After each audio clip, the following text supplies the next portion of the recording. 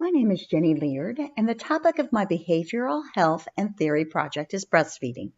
The population I chose to concentrate on are obese Hispanic children.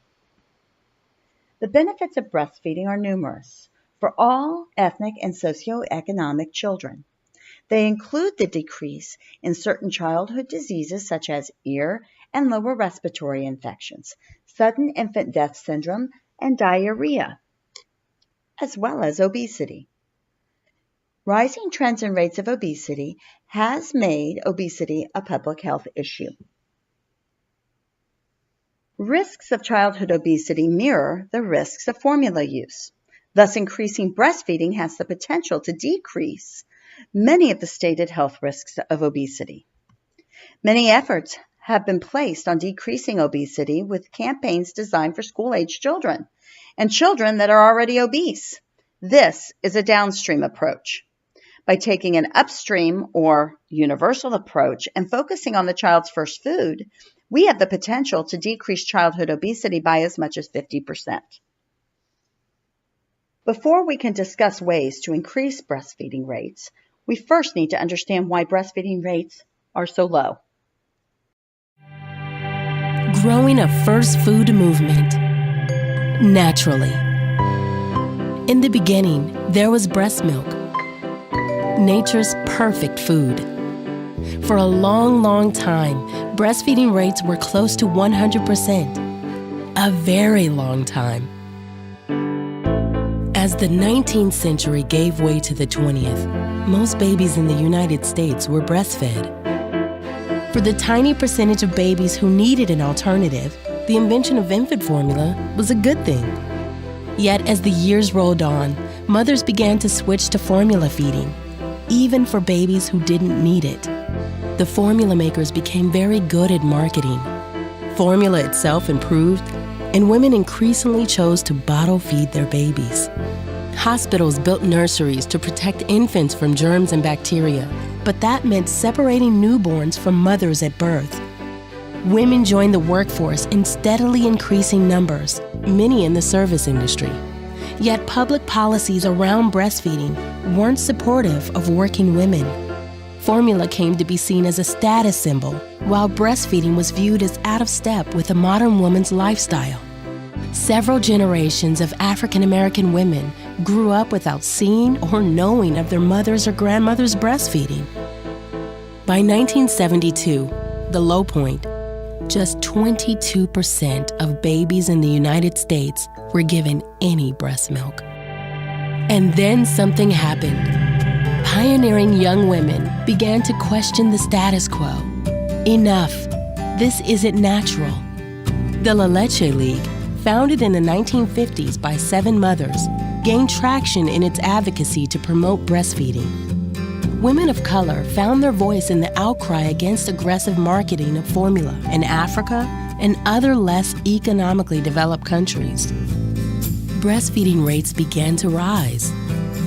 International organizations, government agencies, public health officials, and healthcare professionals lent their support. Surgeon General C. Everett Koop held a workshop on breastfeeding. 6 years later, WHO and UNICEF issued the Innocenti Declaration to encourage and enable all women to breastfeed their babies. The following year, they established the Baby Friendly Hospital Initiative. Breastfeeding rates climbed a little higher. The United States Breastfeeding Committee came together around a national agenda for protecting, promoting, and supporting breastfeeding.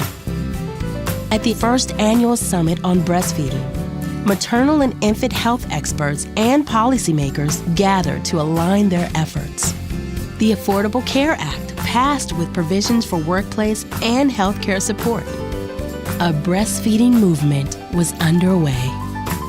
When Surgeon General Regina M. Benjamin issued her call to action to support breastfeeding, the movement was there to hear the word and pass it on. That movement is you. All of you have been making it easier for women to breastfeed. All of you are helping ensure more babies benefit from breast milk as their first food experience. Let's keep growing a first food movement. together, naturally.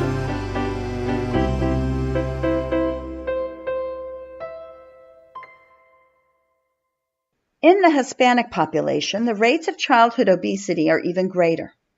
National estimates indicate that 22.4% of Hispanic children are obese, compared with 14.1% non-Hispanic white children and 20.2% of non-Hispanic Black children. National emphasis on racial disparity is a driving force for our healthcare community to not only close the racial disparity gap, but decrease obesity across all ethnic populations. As Hispanic women assimilate into what is perceived as an American culture of formula use, exclusivity for breastfeeding have decreased, while obesity rates have increased. According to the 2006 Ross Mothers Survey, 46% of white, non-Latina women exclusively breastfeed in the hospital, while only 27.9% of Latinas. Low rates of exclusive breastfeeding in the hospital are an indicator for suboptimal breastfeeding rates at 6 months. Across the board, pain and the perception of not having enough milk are cited as the most common reason women discontinue breastfeeding earlier than intended.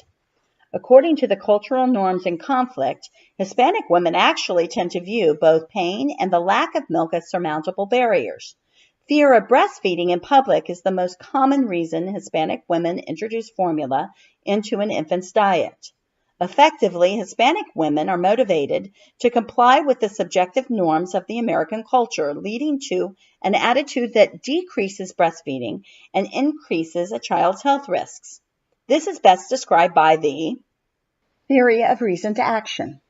First, breastfeeding intent may be high, and studies indicate that 80% of women in the United States intend to breastfeed.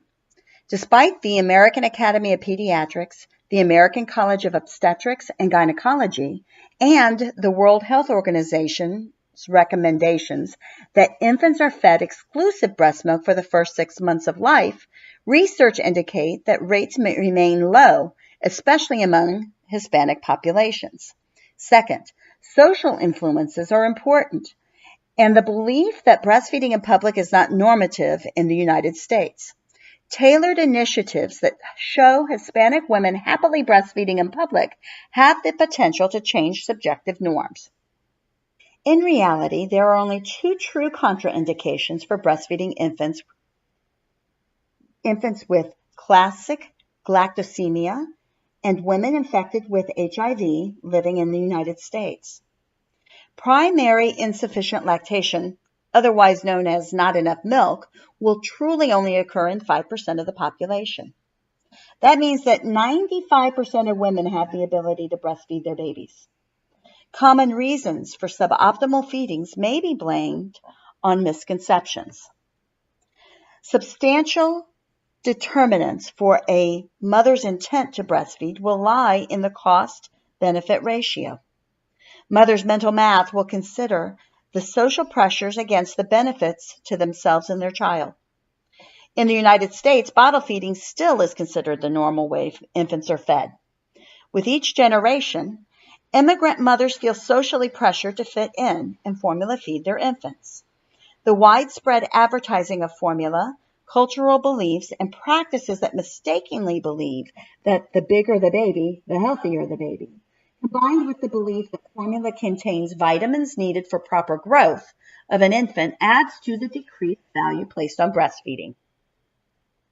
According to Bandura, knowledge is the gateway to behavior change, but is not sufficient. Women need to know that exclusive breastfeeding means no formula, water, or juice, that exclusive breastfeeding is recommended for 6 months, that breastfeeding should continue with complementary foods for at least 12 months, according to the American Academy of Pediatrics, while the World Health Organization encourages at least 24 months. Both organizational statements acknowledge that a mother and child should be encouraged to breastfeed as long as they desire. There are no true upper limits for benefits. As long as a child receives breast milk, they receive 100,000 ingredients that protect them from not only illness, but certain childhood cancers, like leukemia, and premature death caused by sudden infant death syndrome. Procedural knowledge is also critical. Breastfeeding is a learned skill. It requires learning and practice. Interventions need to include assistance with techniques that decrease all discomfort a mother might experience, and assistance with understanding the importance of how often an infant requires feeding. Perceived self-efficacy is a person's perception of her ability to actually breastfeed. Data indicate that 80% of mothers want to breastfeed, although 60% do not meet their goals.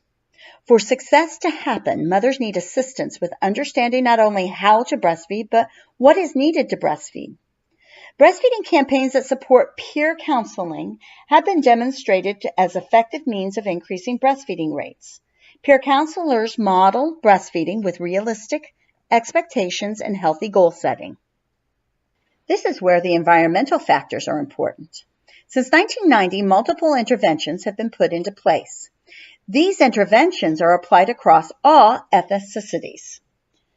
The Surgeon General's call to action encourages a rise in breastfeeding rates.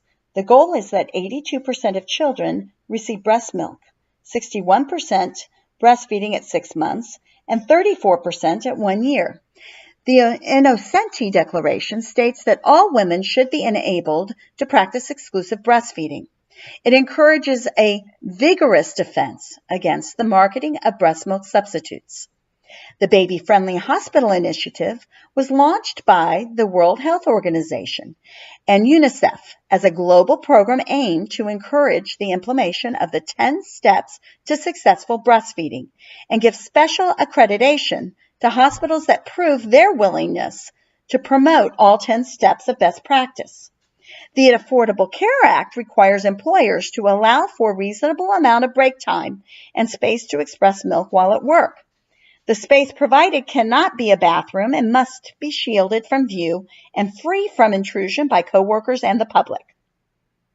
When designing effective interventions using principles of social cognitive theory, it is important to not isolate each individual part of the theory.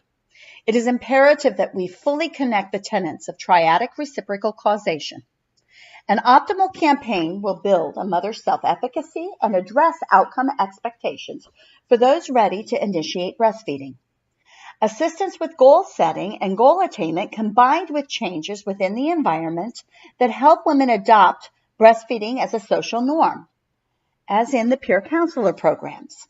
Hispanic mothers, as well as all mothers, will benefit from workplace policies that allow mothers enough time off to initiate breastfeeding, per the Affordable Care Act, as well as time needed to express milk for their babies while away.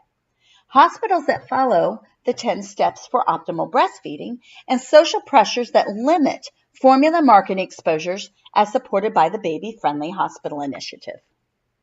Breastfeeding and its promotion is a universal approach to decreasing childhood obesity.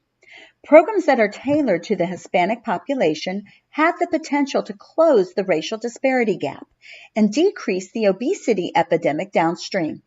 Breastfeeding doesn't just grow a child, but it creates a foundation for health. And by creating a culture supportive of breastfeeding, the potential for the negative health effects caused by childhood obesity are therefore avoided.